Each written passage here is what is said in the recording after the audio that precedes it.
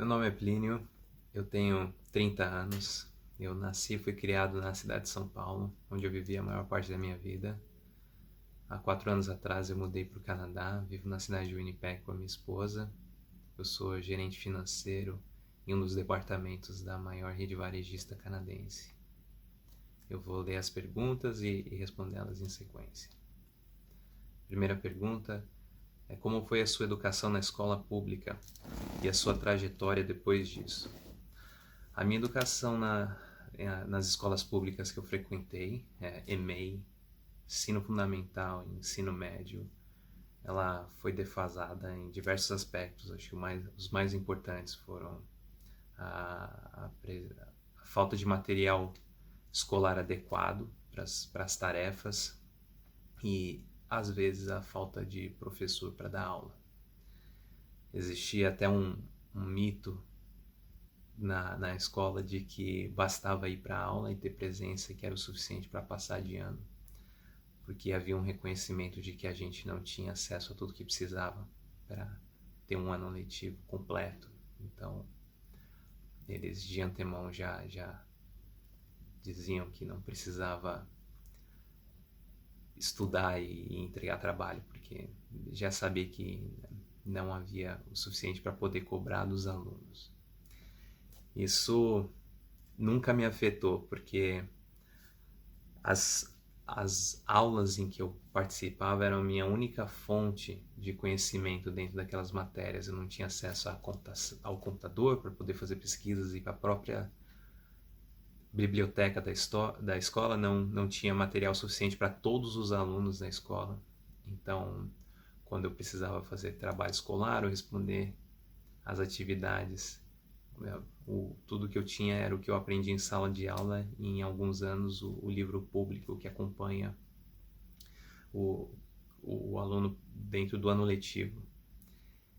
E essa diversidade nunca também foi um problema. Eu não conhecia outra realidade também. O ensino para mim era aquilo, então eu me virava com o que eu tinha. Como eu mencionei, eu não tinha computador para poder fazer os trabalhos, então eu comprava folha de papel ao maço, escrevia tudo à mão, desenhava tudo que precisava desenhar em gráficos e mapas quando era necessário, e esperava pelo melhor. Mas nem todos os alunos se dedicavam tanto, até como eu disse, muitos só iam para a escola pela presença, alguns não sabiam nem o porquê que estavam dentro da escola. E era uma situação comum. Essa questão ela acontecia em todos os anos, com uma diversidade de alunos muito grande, o que causava confusão para os outros também. A gente se sentia sozinho, sem saber se o certo era estudar, porque muitos não estavam. Então, por que eu vou ser o diferente?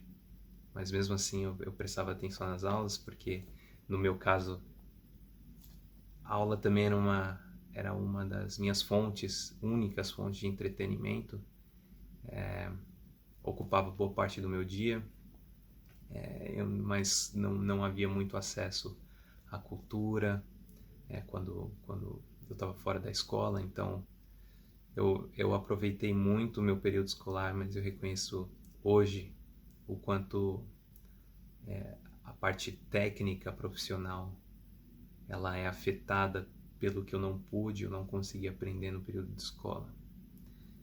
E eu, acompanhando a história dos meus colegas de escola, eu vejo que eles da mesma maneira foram afetados. Então não é uma questão pessoal, a gente consegue ver que de uma certa maneira todo mundo passa pelas mesmas dificuldades e tem que lidar com os mesmos desafios.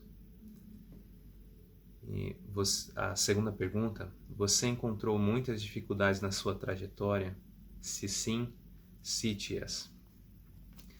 Com certeza, a falta como eu disse, de material escolar apropriado, todos os livros e material didático necessário para estudar, computadores em que a gente pudesse fazer pesquisa e agilizar os nossos trabalhos, a entrega e o próprio preparo, me atrasavam muito e me forçavam a dedicar o meu tempo extracurricular em conseguir preparar os trabalhos sem comprometer a data de entrega.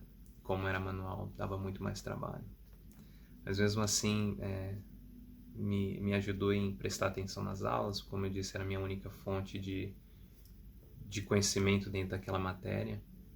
E eu tirei muito proveito delas e eu aprendi muito pouco comparado ao ensino da escola privada, mas eu sou muito feliz pelo que eu aprendi. O tempo que eu tive na escola foi onde eu também pude jogar bola com os amigos e fazer amigos e visitar museus, coisas que eu só pude ter acesso por conta do ensino público. E embora defasado, também tinha o seu lado bom. E acho que sendo criado numa situação em que a gente tem tantas adversidades para lidar, eu aprendi a utilizar os recursos que tinham ao meu redor para lidar com os problemas. E eu me vejo ainda utilizando esse mesmo método até hoje, porque eu aprendi a não ser uma pessoa que reclama da falta de recursos, aprendeu a utilizar o que tem ao redor para conquistar o que quer. E dentro das dificuldades que a gente tem na escola pública, uma delas é a escolha da nossa carreira profissional, porque a gente se vê limitado em comparação aos alunos que saem do período escolar mais preparados, mais capacitados ou com mais confiança para enfrentar as dificuldades do mundo profissional.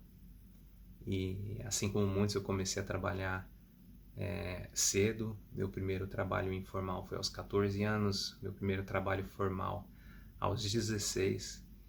E somente porque eu comecei a trabalhar mais jovem do que muita gente, eu consigo ver que eu cresci e ajustei um pouco daquilo que faltava para mim, conhecimento técnico, com experiência de trabalho.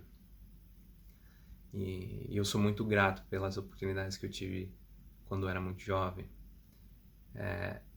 E dentro dessas minhas primeiras oportunidades de trabalho, eu aprendi uma lição muito boa que falava para eu sempre ser curioso, não achar que eu tinha o conhecimento completo de tudo que eu precisava fazer. Nunca senti que eu já tinha o suficiente, que eu precisava procurar mais e buscar mais, sair da minha zona de conforto e explorar novas áreas, novos conhecimentos. Esse é um conhecimento que eu carrego até hoje e eu sinto que foi uma das grandes fontes de conhecimento e transformadoras da minha vida.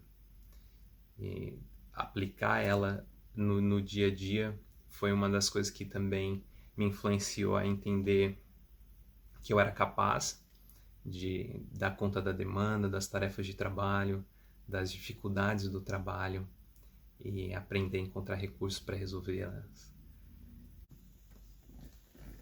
Ao mesmo tempo em que eu comecei meu primeiro trabalho formal aos 16 anos e tive que equilibrar a vida profissional com a educacional, eu notei que me faltava conhecimento cultural. Eu não havia sido exposto a muito do que existe disponível para nós brasileiros. E naquele momento eu comecei a investir na leitura das grandes obras nacionais, também como fonte de entretenimento. Enquanto eu trabalhava como office boy, eu lia livros e livros enquanto andava de um cliente para o outro para fazer entregas. E ganhando esse conhecimento cultural, eu entendi o valor que tem o conhecimento histórico, entender por que nós estamos nas posições em que estamos, como as decisões de pessoas do passado afetaram a nossa vida presente. E usar aquilo como uma fonte de transformação, encontrar naquilo a vontade de mudar de, e de achar sucesso. E já no meu segundo trabalho, eu fui uma vez questionado por um diretor a definir o que a palavra sucesso significava para mim. E eu percebi que até aquele momento eu nunca havia de fato pensado no o que era ser bem sucedido. Depois de algum tempo de análise, eu percebi que sucesso para mim estava diretamente relacionado com felicidade.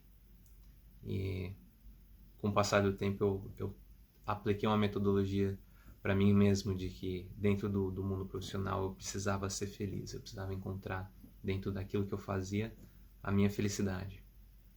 E depois de aplicar isso eu notei uma grande diferença no meu comportamento. A escola não havia me preparado para tentar ser feliz trabalhando. A escola, ela não faz parte do currículo dela a organização do pensamento e das escolhas que a gente faz. Das escolhas que a gente faz quando criança que vão afetar a gente na vida adulta. Eles falam muito dos perigos que existem na vida, para que a gente esteja alerta para não cair no mundo das drogas, violência, do crime. Mas ninguém era incomum um investimento em procurar ser feliz do jeito que a gente vivia. E quando eu apliquei isso na minha área de trabalho, naquilo que eu fazia, eu notei aquilo que me faltava para ser feliz. A busca pela felicidade dentro do mundo profissional me mostrou áreas em que eu precisava investir para atingir a felicidade que eu buscava. E nessa busca, porque eu sabia qual que era o produto final, eu me sentia muito mais capacitado e muito mais motivado a continuar investindo meu tempo e dedicação para me tornar melhor naquilo que eu fazia. Porque eu sabia qual era o produto que eu estava buscando, eu entendia que a felicidade era o que eu ia encontrar. E a partir desse momento, a minha vida profissional se transformou, porque a minha motivação de trabalho era outra, a minha dedicação era outra, a maneira com que eu lidava com o trabalho foi muito diferente. E a escola pública realmente não havia me preparado para isso. E, dentro desse aspecto, nem a faculdade também me preparou. E eu acho que isso é um pouco do problema educacional, não só da escola pública. É uma desconexão entre a vida, principalmente a profissional, com o ensino didático. Eu acho que eles estão muito distantes e eu me sinto muito privilegiado por ter jovem descoberto que a vida profissional ela tem que trazer satisfação, senão você não tem a motivação para melhorar e avançar na sua carreira. A terceira pergunta é: existem várias histórias de jovens que não têm condições econômicas e através da sua disposição conseguiram se destacar. Você acha que quem tem disposição e determinação consegue alcançar seus objetivos ou cada caso é um caso? Essa pergunta é muito difícil porque ela traz o conceito de meritocracia, dizendo que se você se esforça mais, ou se pelo menos se você dedica o seu tempo e determinação, você conquista os seus objetivos.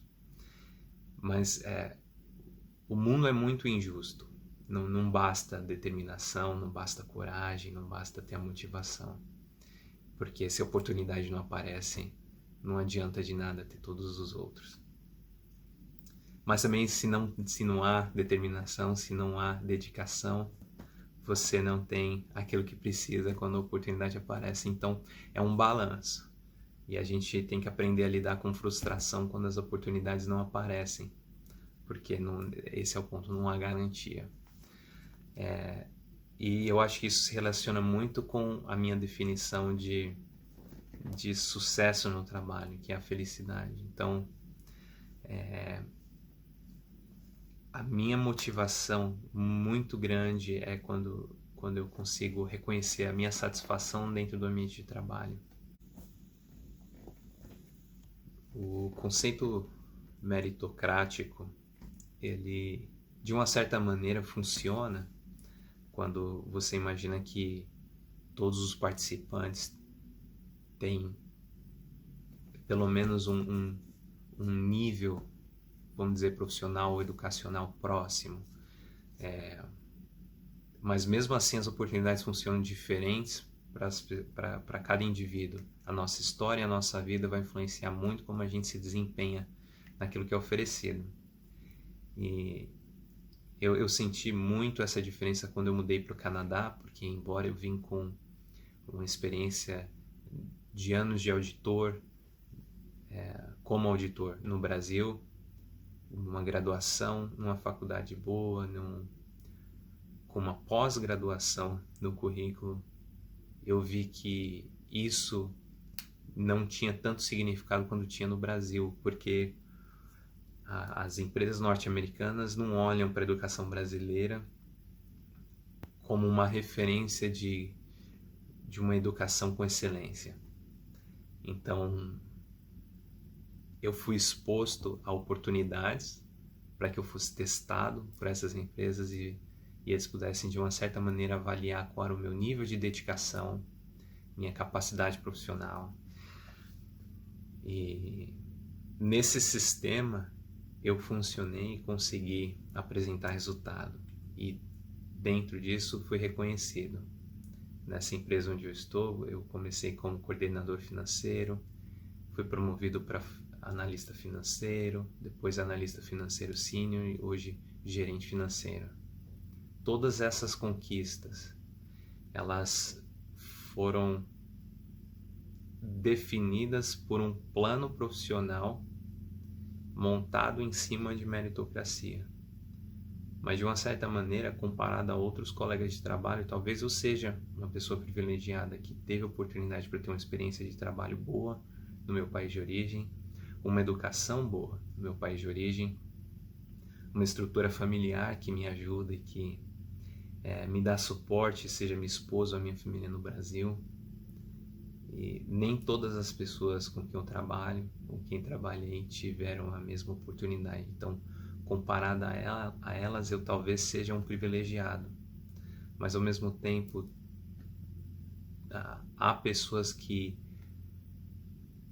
podem se dizer mais privilegiadas que eu, que não conseguiram conquistar o mesmo tanto, porque não tiveram a mesma determinação ou simplesmente o interesse de conquistar mais.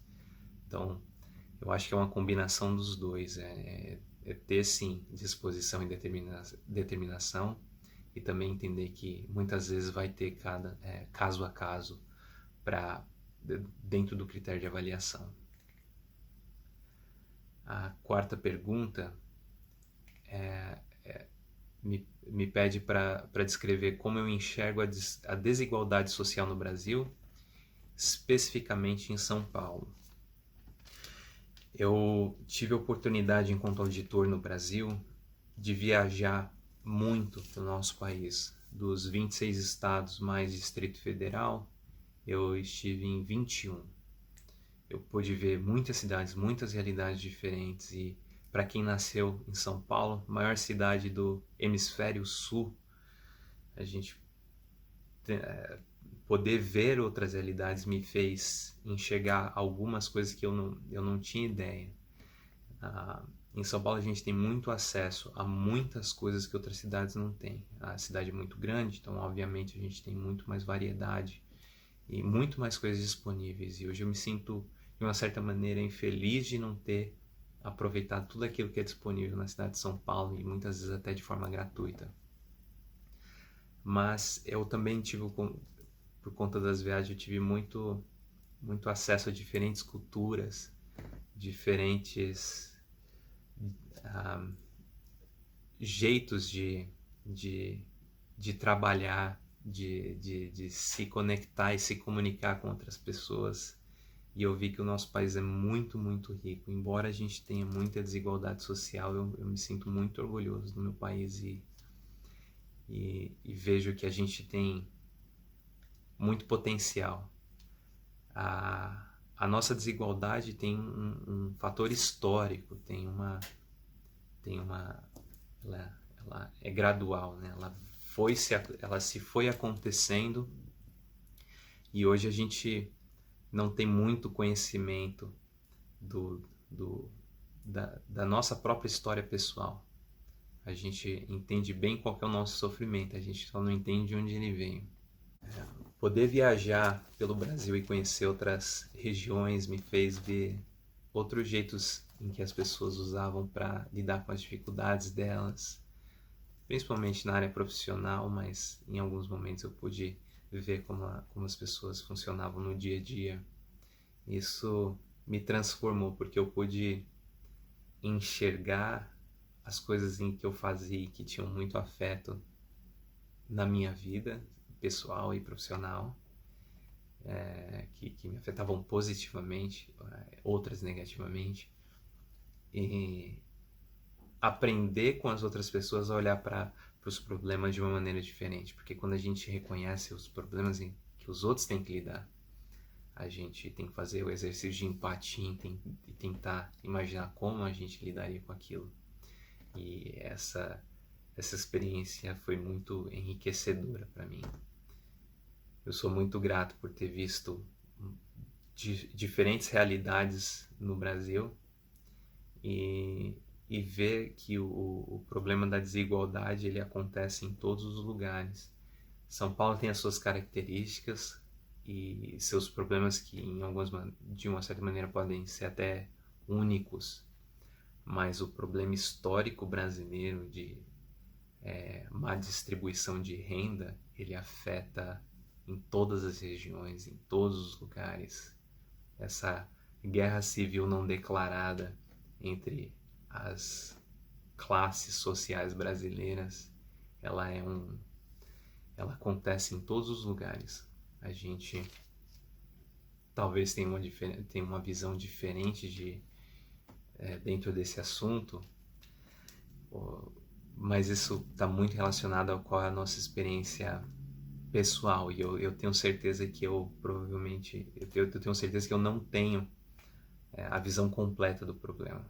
Então, eu acredito que exista a desigualdade social no Brasil, eu entendo que isso é um fator histórico, ele acontece em todas as regiões, inclusive em São Paulo, e é um problema que é um ciclo, ele não vai se encerrar tão cedo.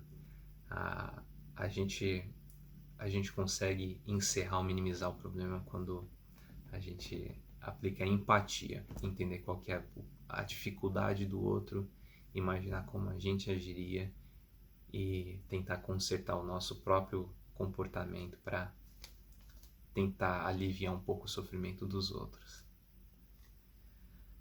A última pergunta é em relação à desigualdade social também aqui no Canadá. O povo canadense tem uma história de uma certa maneira similar à do brasileiro. O território norte-americano foi conquistado e colonizado por europeus.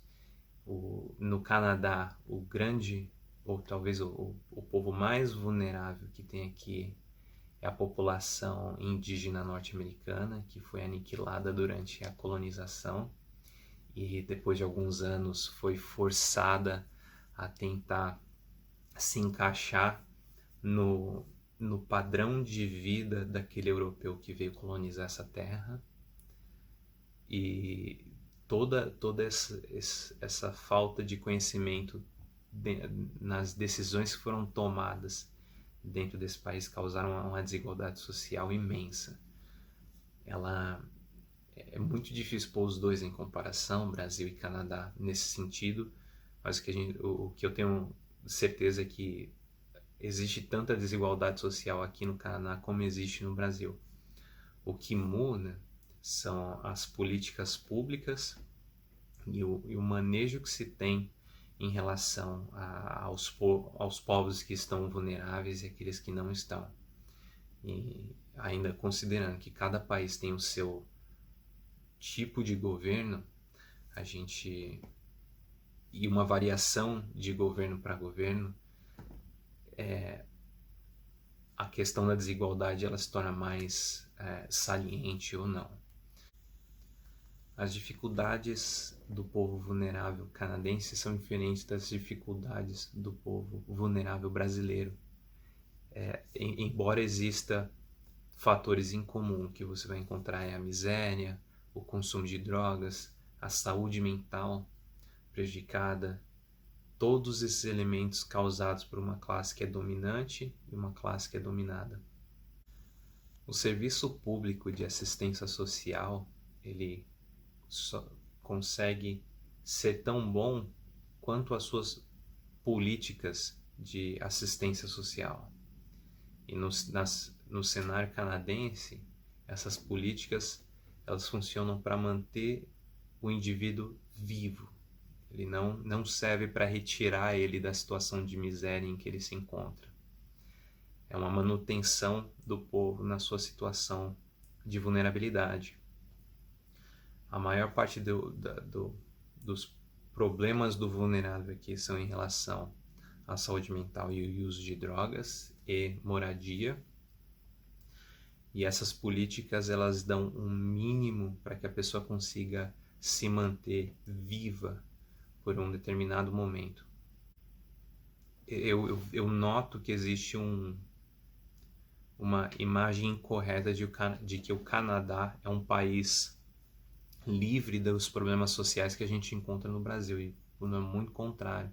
Em muitas situações eu vejo que o Brasil funciona de uma maneira que, no meu julgamento, é melhor do que a canadense, embora tenha que se respeitar sempre as diferenças entre os dois países.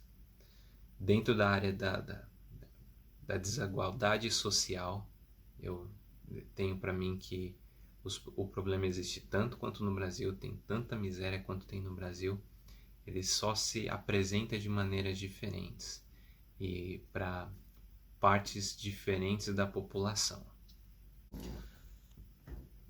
Em resumo, eu sinto que a minha experiência na escola pública foi muito engrandecedora.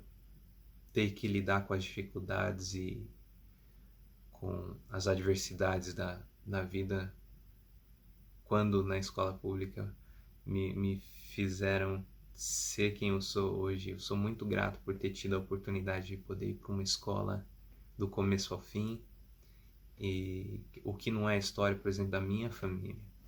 E eu me sinto privilegiado quando eu olho para o contexto social em que eu fui criado. Muitos não tiveram a mesma oportunidade, e eu me sinto feliz porque quando as dificuldades apareceram, eu tinha minha família para me dar suporte, tenho até hoje.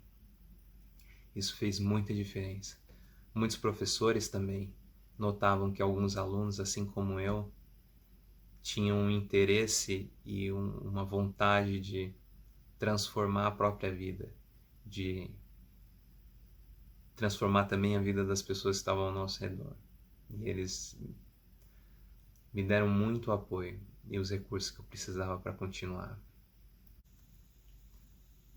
Eu nunca fiz um vestibular para uma faculdade pública, porque desde o começo eu podia notar que eu provavelmente não tinha o que era necessário para passar no vestibular e não poderia me manter numa faculdade pública sem trabalhar, porque eu não tinha ninguém para me sustentar.